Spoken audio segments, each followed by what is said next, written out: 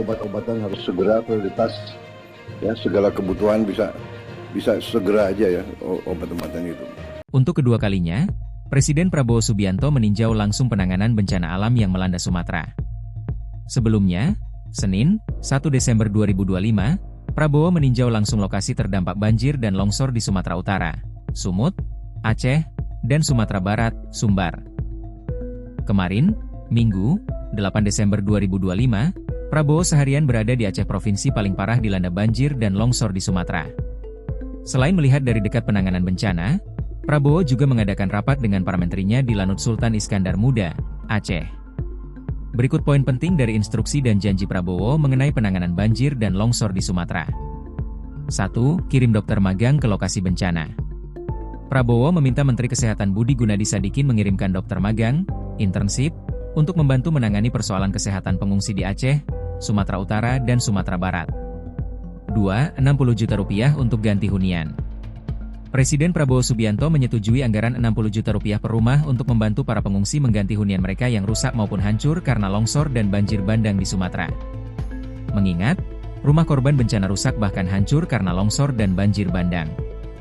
Sementara itu untuk hunian sementara, anggaran yang dialokasikan sebesar 30 juta rupiah per rumah. Pernyataan itu disampaikan Prabowo saat rapat terbatas di Aceh pada Minggu, 7 Desember 2025. 3. Bantuan 4 miliar rupiah untuk kabupaten. Prabowo Subianto menyetujui usulan Menteri Dalam Negeri Tito Karnavian untuk memberikan dukungan anggaran kepada daerah terdampak bencana.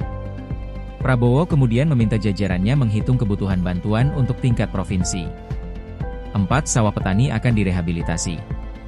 Prabowo Subianto menegaskan pemerintah akan segera merehabilitasi sawah petani yang rusak akibat banjir besar dan longsor di Sumatera. Prabowo mengatakan laporan yang diterimanya menunjukkan kerusakan tidak hanya pada jembatan, tetapi juga bendungan. Selain itu, banyak sawah dilaporkan rusak. 5. Hapus utang kredit KUR petani korban banjir.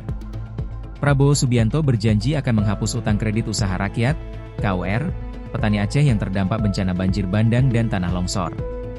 Aceh menjadi satu dari 3 provinsi yang dilanda banjir dan tanah longsor di Sumatera, bersama Sumatera Utara dan Sumatera Barat. Menurut Prabowo, penghapusan utang KUR petani merupakan bagian dari penanganan bencana alam di wilayah tersebut. Prabowo juga beralasan, penghapusan utang ini karena bencana banjir dan tanah longsor tersebut adalah keadaan alam, bukan kelalaian. 6. Segera perbaiki infrastruktur yang rusak. Prabowo menunjuk Kepala Staf Angkatan Darat, KSAD, Maruli Simanjuntak telah ditunjuknya sebagai Satgas Percepatan Perbaikan Jembatan yang rusak diterjang banjir, agar nantinya bisa membantu Kementerian PU dan Pemda dalam proses perbaikan jembatan.